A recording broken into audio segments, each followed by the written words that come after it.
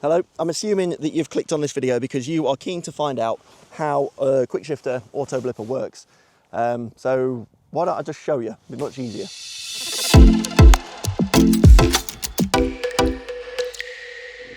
Right, okay, so before I can actively explain how a Quickshifter works, for those new riders amongst us, those that have never ridden a bike before, we need to take a look at how to actually change gear on a bike. If you've got experience of a car, you'll know there's multiple things happening all at the same time to make that gear change happen, and it's very similar with a bike. You're just using different bits of your body to do it. So the first thing we have to do to change gear on a motorcycle is let off the throttle, because if we don't let off the throttle, look, and I pull the clutch in, watch what happens with those revs. We end up with a spike, and the second you let the clutch out, the bike jolts forward. So the first thing you need to do to change gear on a bike is let go of the throttle. Just close it nice and smooth, don't just slam it shut. Nice and smooth, off the throttle. And then we pull the clutch in. That is the next step, we engage the clutch. So let's get the revs up, and I'll do it all quickly. We let off the throttle nice and smooth. We engage the clutch, and then down here, we have the foot peg. You lift it up and watch, we're now in fourth. Slowly let the clutch back out, the bike now bites, and you let back onto the throttle again, and we're away again.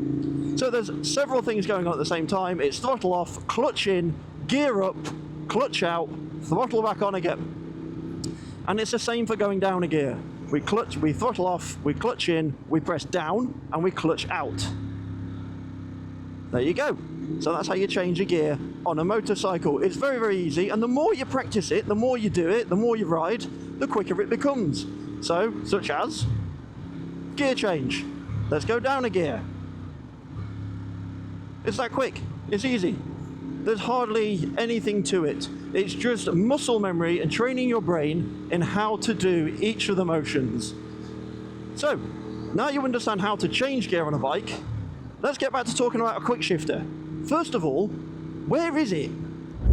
It's just there, positioned between the lever and the gearbox linkage.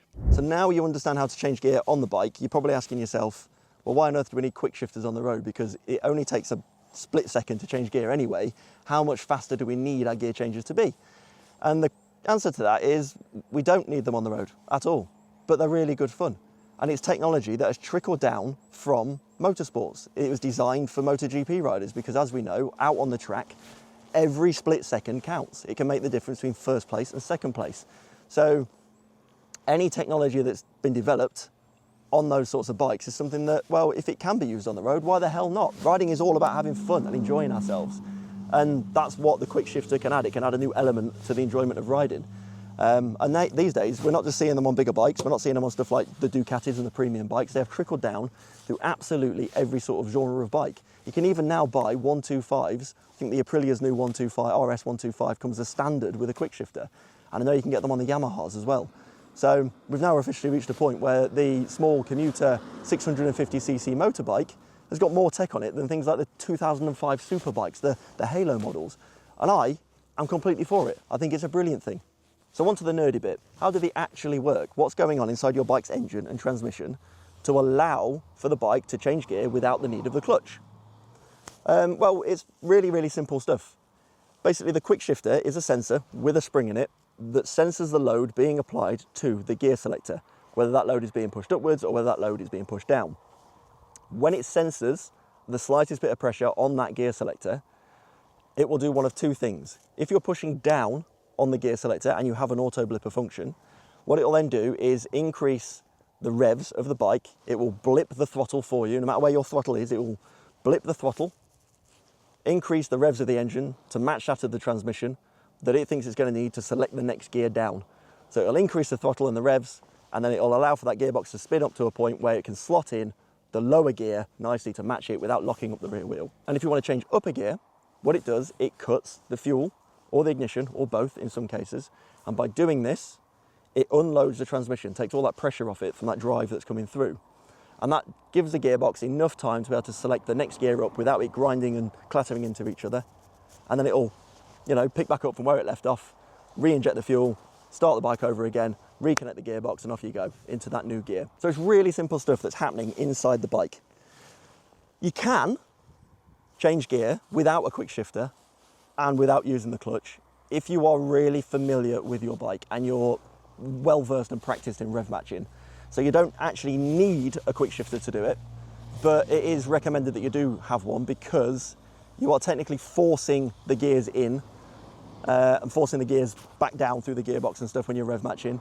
And if you get it wrong, it can do some real detrimental damage to your transmission.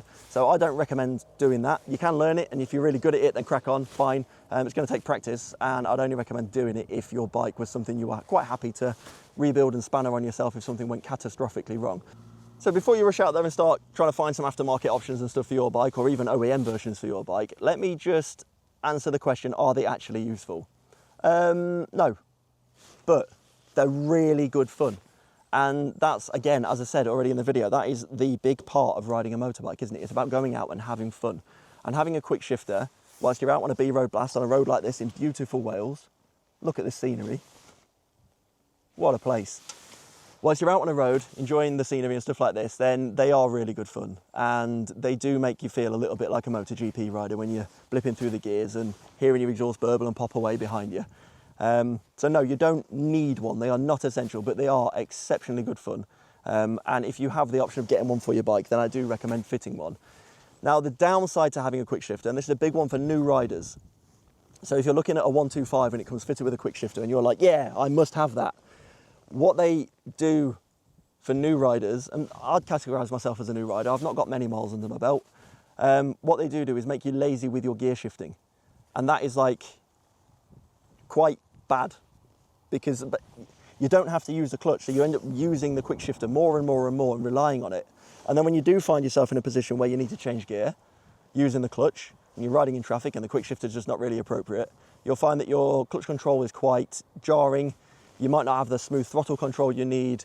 You'll find that you're a bit more kangaroo-y with the bike. So if you do run out and get a quick shifter, make sure you set time aside in your rides and in your day to go out and practice still, if you're a new rider at least, your clutch control and your smooth throttle control and stuff, because eventually you might find yourself wanting to ride a bike that's a bit older, something that's a little bit more classic or vintage, and you'll need to know how to manually change gear properly without the quick shifter and relying on that to make it an enjoyable experience and make sure that you're safe out on the road. So there is a downside if you find yourself with one and you end up heavily relying on it. So I wouldn't recommend new riders buying one because they're very, very addictive, very easy to use. And that one time you come along and find that you need to change gear manually, you won't have the skill set and the finesse that you might have had when you first started learning. So there you go, quick shifters in summary. As I've said a couple of times in the video, are they worth it? Yes, 100%, but are they needed? No, but much like heated grips or aftermarket exhausts, once you've had one and you've used it for a while, then it's really hard to go back and not have one. So yeah, enjoy your quick shifter. Now you know how it works. If you're looking for a bike, try and buy one that's already fitted, and if not, see if there's an OEM version that you can upgrade. And if you've got any questions, and if you've got any questions at all about quick shifters or anything else on the bike, just pop a comment below and I'll get back to you as best I can. And if you want to find out any more about bikes or equipment or even things like crash bobbins, I've done a video somewhere on the screen talking about gear and elements of bikes and basically the architecture of a motorbike. There'll be a playlist on the screen. And yeah, like, subscribe, do all that good social media stuff, and hopefully I'll see you in the next one.